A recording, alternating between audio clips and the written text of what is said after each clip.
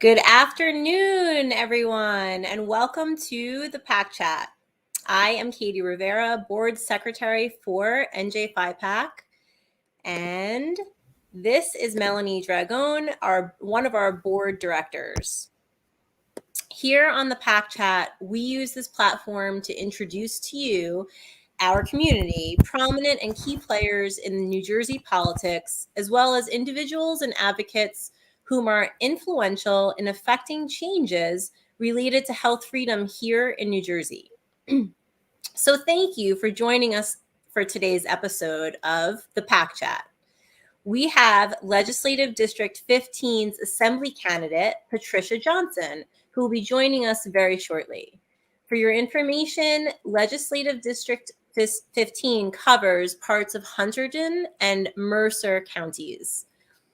I will be bringing Patricia on in just a moment, and we'll have the pleasure of introducing her to all of our viewers.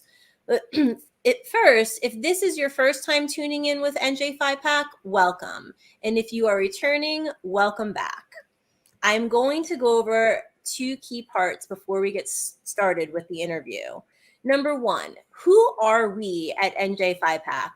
NJPHIPAC is a grassroots, nonpartisan, and nonprofit political action committee. We are the first political action committee of its kind here in New Jersey. We were set up through the New Jersey Election Commission with the specific role to elevate the campaigns of candidates that align with our mission. So what's our mission? Our mission is to protect and strengthen the constitutionally guaranteed and fundamental rights of all New Jersey residents to make medical decisions for themselves and their families without coercion or undue constraint. In short, we are here to preserve parental rights and health freedoms for every New Jerseyan across the state. Political action committees are an extension of the democratic process and can work greatly in our favor. When issues and current events around parental rights and the use of medical devices like masks in school and coercion around vaccine are becoming reoccurring discussions at the dinner table, we see the value in having a PAC to help represent and affect these issues in Trenton politics. The PAC gives our community a seat at the political table and allows us as a community to pool our resources and strategically influence key areas of New Jersey politics using the only two currencies that matter in politics, money and votes. Becoming a part and supporting NJPHIPAC with your donations is how we collectively get stronger and build success with our issues. The second point I want to cover is our endorsement process. So NJPHIPAC's endorsement process. NJPHIPAC developed a set of standards to measure whether a political candidate is eligible to receive an endorsement. This includes, but is not limited to, completion of the NJPHIPAC survey, their voting record, if they have one, their positions on matters that affect our mission, and that of their opponents. When NJPHIPAC endorses a candidate, that endorsement is done with integrity and measurement without bias. Our goal is to provide transparency around the candidates who meet this criteria and for us to be a resource to New Jersey voters in the 2021 election year and beyond. Our efforts provide inputs around where your votes and your support are warranted. When you see the NJPHIPAC Gold Seal endorsement, you can rest assured that this is the best candidate for our collective mission. Our previous and future endorsements can be found on our website at www.njphipac.org/endorsements. All right, so let's get started. I'm going to hand the mic over to Melanie, and I'm going to bring Patricia on. Good afternoon, everyone. My name is Melanie Dragon, and I'm excited to announce NJPHIPAC's endorsement of Patricia Johnson for Assembly in Legislative District 15. Welcome, Patricia. Thank you so much for joining us today on the PAC Chat. We're excited to introduce you to our community. So everyone, Patricia is running in Legislative District 15, which covers Hunterdon and Mercer counties. And the towns covered are East Amwell, Ewing, Hopewell Borough in Mercer County, Hopewell Township in Mercer County, Lambertville, Lawrence in Mercer County, Pennington, Trenton, West Amwell, and West Windsor. So if you are a resident of any of those towns, know that Patricia Johnson is your gal. She's the only Republican assembly challenger in the district and will be challenging both Democratic incumbents currently seated, Anthony Varelli and Verlina Reynolds Jackson. Both incumbents were a yes vote on the infamous religious exemption repeal bill A3818 in December of 2019. And that would have removed the New Jersey statute allowing religious exemptions to vaccinations for children from daycare up and through high school, senior year of high school. So let's get started with some warm-up questions.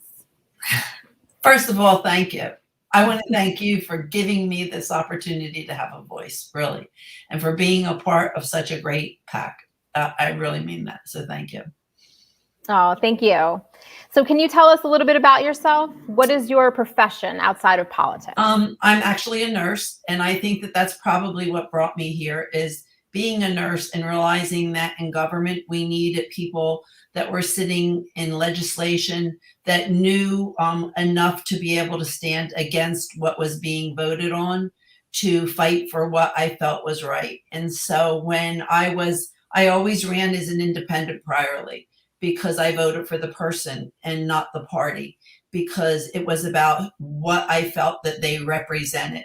But when I was asked to run, I said no twice. And on the third time, I said, let me pray, because I personally have a really strong religious belief. I went to bed that night and I made I reached out to God, and I woke up in the morning and I 100% knew I was going to run. So that's what got me here. But I believe it's because of the situations that were going on in the world around us that I even considered it.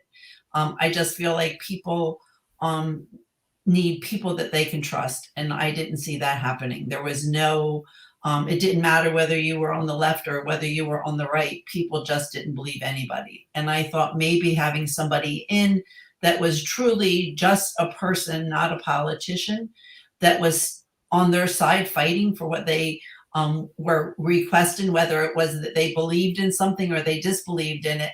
Having somebody that was there that was a nurse, and somebody that was there that was a person just like they are, may help to bring us back to a line of being able to work together to get done what we needed to get done. So that's why I'm here. You want me to say something else? Tell me, what do you want me to go on about who I am? No, that's great. Yeah, so I have two more questions for you. Sure. What was your segue into politics? What made you want to get into politics besides, wanting to be a voice for the people and not a political voice? Besides that, because what else is driving you? Our civil liberties were being challenged. As I've worked with the elderly. I worked in intensive care. I work with children. And regardless of which area that we all work in, we need to realize at this point in time in our life, we are challenging things that we've never challenged. And that's the ability to make decisions on our own, whether it's medical, whether it's for our children and what's happening in their lives and their schools, whether it's wearing masks. We as parents and as people have a right to those decisions. And if we give up one, we're taking the chance of giving up many. So that is what truly made me, there's many other things I'm fighting for, but they were the things that made me determined that we needed somebody there. I saw children being affected, the elderly being affected. I saw people dying that shouldn't have died. And I felt that somebody needed to step up, and I could never complain about something if I didn't use my voice to try to change it. And so that's why I'm here. So And I tell that Well, to everybody. I'm a voice. I'm your yeah. voice. So I love that. And I love that you are a healthcare professional and that you, because of your experience in the field, recognize the importance of allowing for informed consent and educating patients about medical interventions to help them make informed decisions. And, that's truly what we stand for here at the PAC, is to educate and inform parents and New Jersey residents in general about medical interventions and empower them to make the informed decisions that they need to make. So you're perfectly aligned. The situation that we're in today, people say, well, there were vaccines before. We got the polio vaccine, we got this vaccine, but they were all different and they had much greater knowledge of what that would create and how that would affect the person taking it. And the honesty and trustworthiness is not there. And we didn't enter into this as government in an intensity. Like we didn't take the politics out of it. We went into it in a political arena with two different sides, and that makes people question what they can and can't believe in. And they have a right to question that, but they need to understand that they also have a right to say no. And there's allergies, there's things, we're all different. We have different buildup of our body, and one thing is going to affect somebody differently than the other. And our government is avoiding to see that. And the mandates that they're instilling on people aren't fair. I mean, they're right. This may be saving somebody's life, but it's killing another person. And people can't just hear the one side of it. As a nurse, I worked in critical care. I worked in Fox Chase. It's a cancer hospital. I needed to talk to people and my patients about getting chemo and radiation. And when I did, I needed to tell them that it could save their life, but I also had to tell them at any given time it could kill them. It wasn't something that was a quick fix that was 100%, because you can have a bleed from radiation when you're getting it hit. And this is where we're at now, which is why people have the right to make that decision, whether they want to go forward or they don't. And by taking away that right, we're giving up our civil liberty. And when we give up one, we are taking the chance of giving up so many more that they don't realize may come next. So somebody that says, well, I don't care, I made the decision to get it, that's fine, that's their decision. But they need to respect their neighbor that says, I don't want to get that. And they need to fight for them, because the next time that person may have a blonde-haired, blue-eyed child that's told that they can't take a class because they got blonde hair and blue eyes and they don't deserve it. And you're going to want your neighbor to fight for your child. That's where we are now. We need to fight, each one of us, for the fact that it's our civil liberty. It's not about whether you believe it or you disbelieve it. It's about the fact that we have the right of choice. And so that's why I feel so strongly about this. And we do know harmful things about it. We're learning more every day. We know that wearing masks are hindering our children's ability to learn, that the speech is being affected by it, that their breathing can be affected by it, but yet we're sending them into an arena that they're being forced to wear. If a parent wants to put it on their child and they believe that that's right for their child, then send them to school with it. And by all means, they have that right. But the parent that doesn't want their child to be hindered like that has the right to. And if we're not going to do it all in one classroom, then we got to find a way that we can do it in another classroom. But we have to be able to give everybody what they need. And I'm fighting all the time for this. I am. And I think it's important that parents look at it that way. I went to a senior center yesterday to talk to seniors. And there was a lady and man that were there that they were starch Democrats, that when I walked in said, you need to know we're Democrat and we do not believe, in anything. And by the end of the day, when I talked to them and after I had gone through everything, they came up to me and they said, you know what? We've never seen somebody like you that says that they're a Republican. And they said, can we ask you a question out loud? And I said, sure. They said, how are you going to do what you think you can do? And I said, because I'm going to fight. And I have others that are now joining me that are willing to fight with me. And we need to band together. It's not about me being Republican and you being Democrat, if you believe in what I'm saying, stick with me and give me the opportunity to. Because I said, look at what has happened so far. It's 28 years that we've been in a situation, and I'm not picking a Democrat, and I told them that this is not about Borelli and Jackson being who they are. They're great. They do many, many great things. But right now, we're in a society that it's not working. And if they're just going to sign a bill because they're being told by the person over them to sign it, that's wrong. We have to be able to fight for what we believe in, not what we're being told by the people above us to do. And I believe that I will stand up. I know I will stand up. If somebody tells me to sign it just because I'm Republican, I will not. I will sign what I believe is right. I will fight for what I believe is right. And I believe that we need to work more to bring people like me into politics that are willing to be the person that they are and not just be there to sign a bill because that's what we're told to do. And I think that that's how we're going to get ahead. So that's kind of who I am.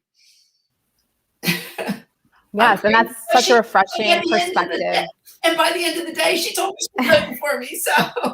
So I'm excited. Oh, that's great. She said it's the first time in many, many years that she's voting for a Republican. But she said, I am going to vote for you. So her and your husband both did. And I'm so excited. I won. Yeah. And that's the magic, right? Of the grassroots campaigning and having those conversations in those public settings where you could, affect the hearts and minds of the people that are in attendance. And that's such an incredible story. And thank you. Afterwards, I ended up speaking with somebody. I'm trying to get some money so that I can get my voice out because it's really hard. That's why this is so important. And I told them that story and I said, this is what it's about because it's hard to knock on every door. We need a political arena to let people know and know that they have choice. And that's why you're so important because you are making way for people to hear your voice. And I want to tell you, you are so important. And this PAC is so important. I mean, people need you. And thank you so much for bringing me to this. I really mean that. I'm going to cry because I am really that's who I am. Well, I have another question for you. So what would be your first priority if elected officially into Legislative District 15? What could we look forward to hearing from you? Your first, go ahead. I can, right now, and this is crazy, and my team says I'm the first one that's ever done this, but I've already presented. I have two different things that I'm working on. But my major thing, and I'm not saying this because I'm here with you, is I believe we need to form a team of doctors and nurses that are a part of doing what we're doing. I think that we cannot do this with politicians that have no awareness, listening to one person that's leading a country. I think we need to figure that out in our own area. I believe New Jersey needs to form a team of real people, real doctors, and real individuals, because I don't think we have that. And I would definitely want to be on that team, if not lead that team.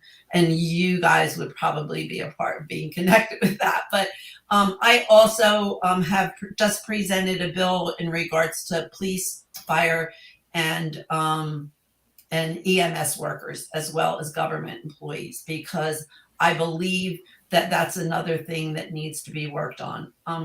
Our police need the respect that we have to give to them. I agree that there's bad and good in every situation, but I believe that they have the right of freedom of speech when they're not in a police uniform, not in work, and they're at home in their own environment. And that if we take that away from them, that we may be losing our freedom of speech. So I just put together a bill that I want to have turned into law that I'll be working on, that I've already established. I've done different bills in the past that I've presented without ever being in politics, but I do have that, and it's something that I'm trying to get worked on, because I think that we need to protect our police and their freedom of speech as well. Because again, it goes back to our freedom of speech and our freedom of choice. So right now, maintaining our freedoms is very, very important to me. So that's why I'm working on the mask and the vaccines and forming a team that we can work to. I feel like it's just a battle of this hand versus that hand, and we don't have enough behind us. I feel that there's so many people, but somehow we just keep getting shut down. I go to school board meeting after school board meeting, and I don't hardly get to speak because they turn me off and they say, no, it's already a choice. If you want to fight it, go to the governor. Go to the governor. You can't go to the governor. So we have to have, and you're trying desperately to do that, to have a voice. And I feel if I could be inside the walls and I could mandate that we have a team on the inside that sees differently than what everybody's looking at, that we could really work through it. I really want to get that set up. I just feel that we need to be stronger inside. And I think that that will come. I have 2 other people that are running this year that are hoping to get in as well. And we're starting to call ourselves the dream team because we really want to make some changes. And it's not about $1 in our pocket. It's not about getting in so that we can just be yes. It's about getting in so that we can make some changes and have a voice for the people. We need to reconnect. Government needs to reconnect with people. I feel that there's a disconnect. Often you feel a certain way, but you cannot get to the person. You pick up the phone and you call somebody and it could take you weeks. You may not even get a call back. I believe that we need to be accessible to our people because I don't feel that we have enough people that are being represented properly. So I want to change that. Everybody says, man, we're in trouble if you get it. So I love that. I love that because, I can understand the perspective that you're giving. Having been in health freedom advocacy for so long, there's often that barrier to our representatives. And I too have been at the Board of Ed meeting, and the suggestion is to go to the governor, go to my elected officials, which, I have their phone numbers in my phone. And, that's not an effective directive from the Board of Ed. Yeah. Right? I mean, I'm already connected to those people. I'm already done my due diligence on that level. And the reason why we're going to the Board of Ed level is because we're trying to advocate for our children locally. And there's a lot of barriers. And you seem like such a breath of fresh air for New Jersey.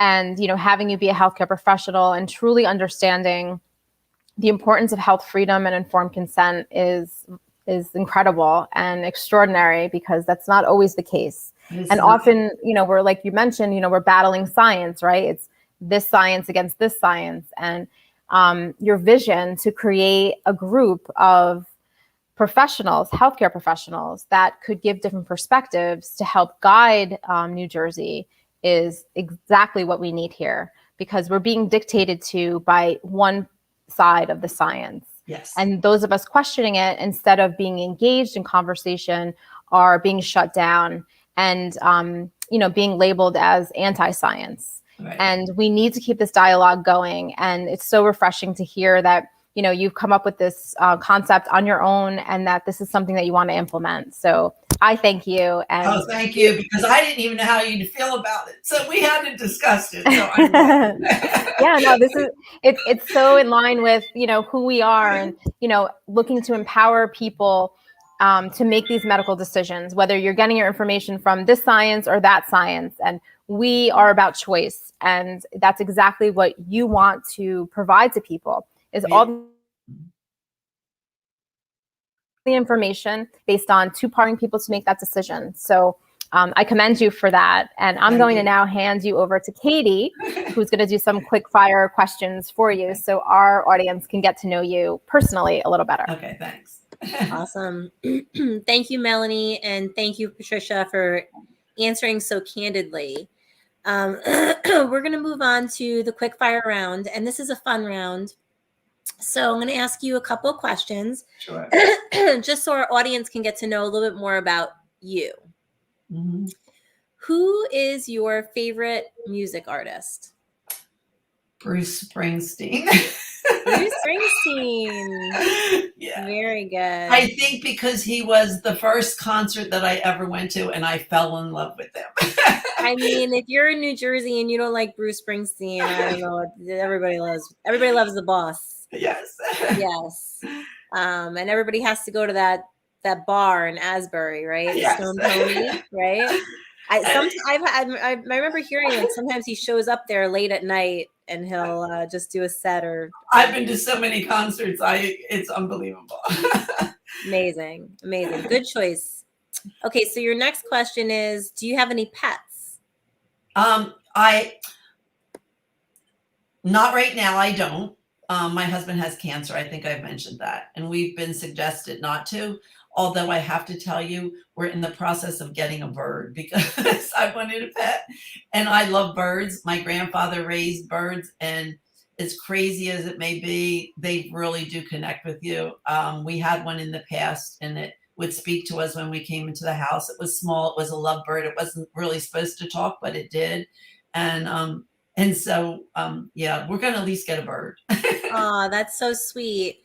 Yeah, that's a good, it's so you're like a pet person. And Oh, I am. I'm going my son's leaving to go to Boston for a week. So I'm going to get to go babysit his dog all week. oh, fantastic. So, yeah, I love dogs. Yeah. And cats. We had a cat and I loved the cat, but when it passed away, they suggested that we don't. They said it's, that they would suggest that we don't. So when you're on different medications and they say that you're taking chances and they say, if you have it, they never tell you not to. And I know that not because doctors normally say it, because they sometimes say pets are great for you, but he has esophageal cancer. And because it deals with your esophagus and you're taking in and putting out, that you don't want to get hair, cat hairs or something, or dog hairs into your esophagus. So they just said if we didn't have one, not to get it right now. So like not risk that. Yeah. And it's all, measuring those risks and informed consent, right? That's all what it's about, measuring those risks and making the choice that feels right for you. So, and he's doing really good right now, but we just don't, you don't push anything. He's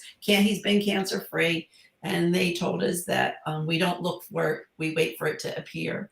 And so hopefully it won't ever appear again, but we watch what we do and eat and things like that. So, well, I'm so happy to hear that. And I'm so happy to hear that you guys are, coming like over the hump with that. Yeah. And I wish you continued success with that. Thank you. So our next question here is, what are your favorite places you've visited on summer vacation with your family? Like any vacations that stand out through the years? Well, we don't do summer vacation because we have a shore house. And so we spend time at our beach house, and it's not on the beach. We're in Waretown. We couldn't afford the beach, but it's our beach. We're across from the beach. We have a boat. So we boat. So we spend our time at the beach there, but we do go to Disney. We have a timeshare in Kissimmee, Florida, and we go there.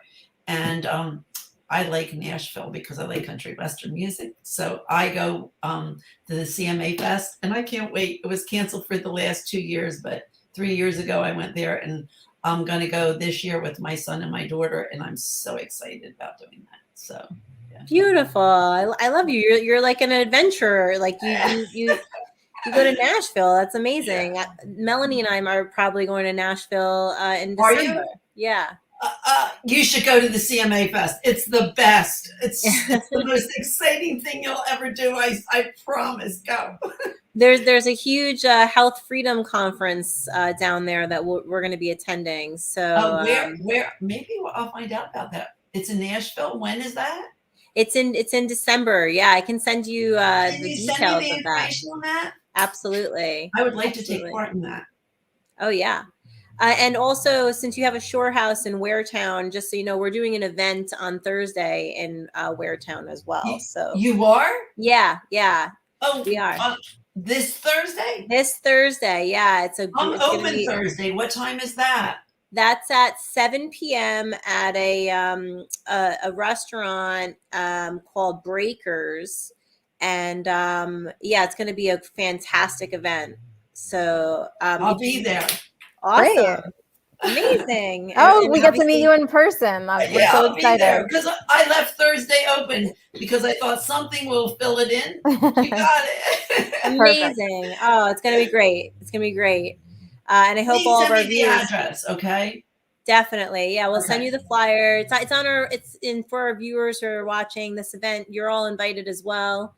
It's, we'll post a flyer. It's on our Facebook profile and all our social media channels. But Patricia, I'll send that over to you so you have all the Okay, thank you. information. Okay, so just finishing up some of our light questions here. What historical figure do you especially admire? Oh gosh. Did you ever see The Color Purple? Yes, a long time ago. Yeah. Okay. I loved the girl that was in it. I'm trying to think of her name now. I put it in Battletopia and I forget her name. And she was amazing because she fought for what she believed in. Anne Frank in The Diary of Anne Frank. I love Anne Frank because she made it through such a difficult time, and she was such an outstanding person. And when they finally made it through, so she is somebody I've always looked up to. I've read the book a million times, and I've made all my kids read it because I thought it taught us something. So I could say that I would say Anne Frank maybe, because I can at least give you that name. I'm really bad at this. Oh my God. No, you're great. You're great. That's a great figure. One that resonates. Okay, so what is your favorite food? Pizza. We all like pizza. I'm American. Who doesn't like pizza? Yeah, absolutely. Oh, turkey. If you want a dinner, I like turkey dinner because it's family and it represents. So that's a great one for me. Like Thanksgiving dinner is probably my favorite of all. Yeah, of everything. And pizza, just because we all come around pizza and we eat it and we get to enjoy the food while we enjoy the people. So normally when you get pizza, you don't do it alone. You do it with others. I'm always suspect of somebody who doesn't like pizza. Who doesn't like pizza? So yeah. Good answer. Okay. Ice cream. Oh yeah. So and the last question here for our quick fire is: will you be a lifelong New Jersey resident? Yes. Yes. You're not leaving the state, not even if Murphy continues to hike our taxes up? You know, I'm going to say this. If I don't make it this time, I'm not going to give up running because I believe that we need change. And if I don't make it now, I will continue to fight for change. So I'm not going to let him push me out. I will continue to work to push him out because I think that he's done a lot of things that have hurt New Jersey, and it's all. We need to bring back our government. We need to bring back employment. We're the #1 state for people leaving. We are the #1 state for college students going and not coming back. We have the highest taxed. There's so many issues that we need to work on, that we need people fighting, and I'm not going to give up on that fight. I just feel it's again, our senior citizens need to be protected and our children need to be protected. And they're my two. Everything else falls in line because I'm for bringing labor back to New Jersey because we need infrastructure. Our roads need repairing. We need so much done. Our buildings, we see collapsing buildings and buildings that don't have anybody in them. And there are so many issues that we could do to bring them back. But if we want labor within New Jersey, we need to work on having labor employees here, which means our children need to be able to make choices on what they want to do. We've taken programs out of our schools that involve labor, whether it's carpentry or mechanics or whatever. And not all children have the same want or desire, and we've taken away their ability to dream of other areas to go into. So I want to see those skills be brought back into our schools so children can have choices and learn how to be a carpenter and own a carpenter's business, and maybe go to college and learn how to do business so that they can bring that business back to what they're doing. So I want to work with children and bringing labor back so that we can fix New Jersey again. I want to bring call centers back into the United States. This is a big, big point on my program, what I want to do. I hear this from elderly and from my own age, and we pick up the phone now to make a call to get help from our bank, to get a call from a credit card, to get information from a store, and you're always speaking with someone outside of the country. we don't know where those lines are going and who's getting our information when we give it. And I believe that we have enough people in the United States that need jobs, that we can bring call centers back. I want to involve our prison system into having a program that can rejuvenate people back into jobs. I want to set up call centers so that we can teach the people coming out of drug rehabilitation programs and out of prisons that they can get a job. We can teach anybody how to answer a phone and how to work and move them up to being leaders. So I want to use our old buildings to do some of those things. So I'm now working with 2 call centers, one that was out of the country and one that's inside the country, that they're working on medical calling. They answer calls for medical, and they're inside the US, and I'm working with them to see what it will take. They're working with prisoners that are coming out, and they're teaching them how to answer the phone calls and what they need to do, and they're giving them the ability to get back on their feet. They are giving them the ability to make money and trying to keep them within the guidelines that they need. And it's working well. And I believe we can do this in other areas. And so that's one of the things that I want to do, that I'm really working on as well.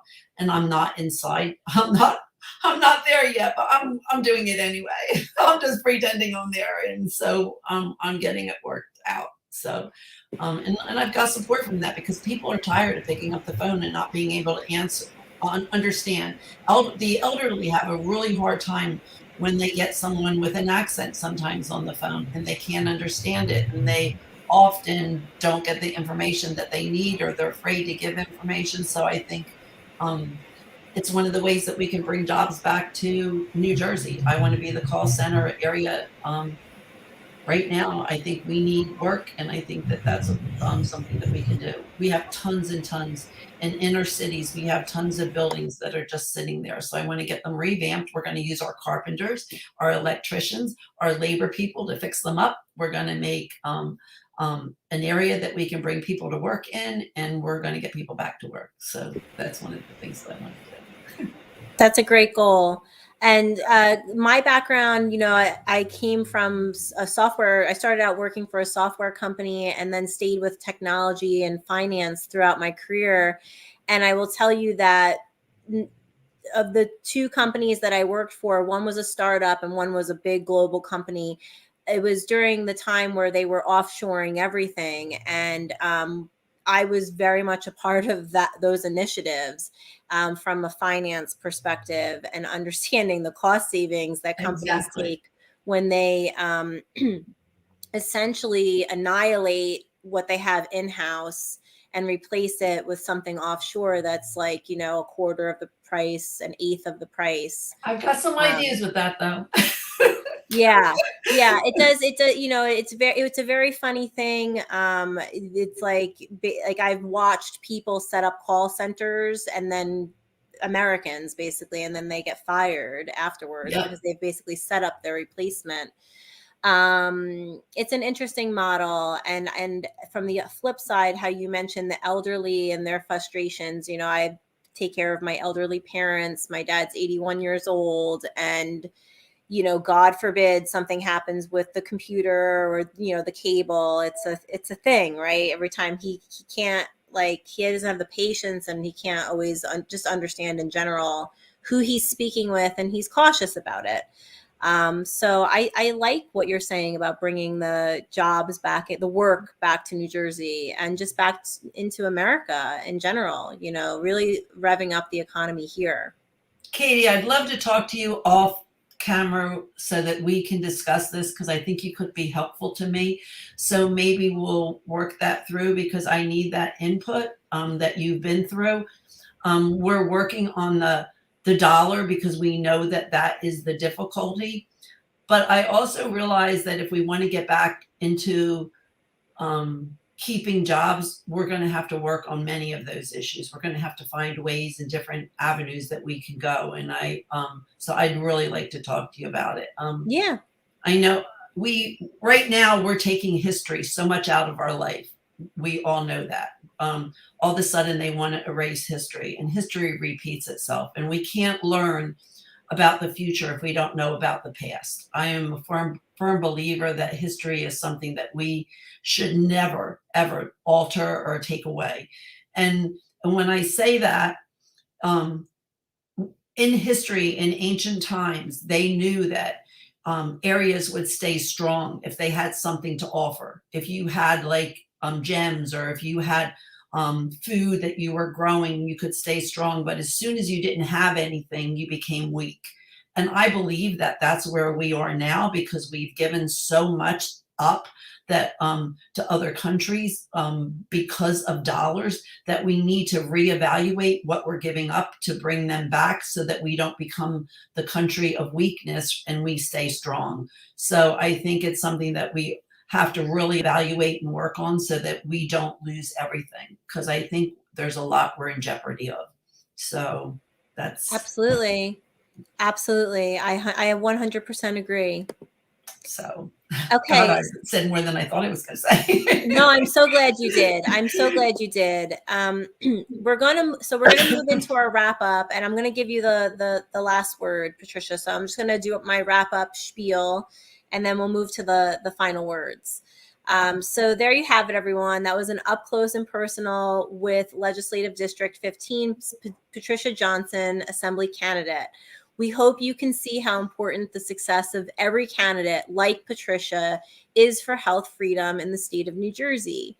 If you want to help protect and strengthen those freedoms, you must become active, much like Patricia did. She stood up.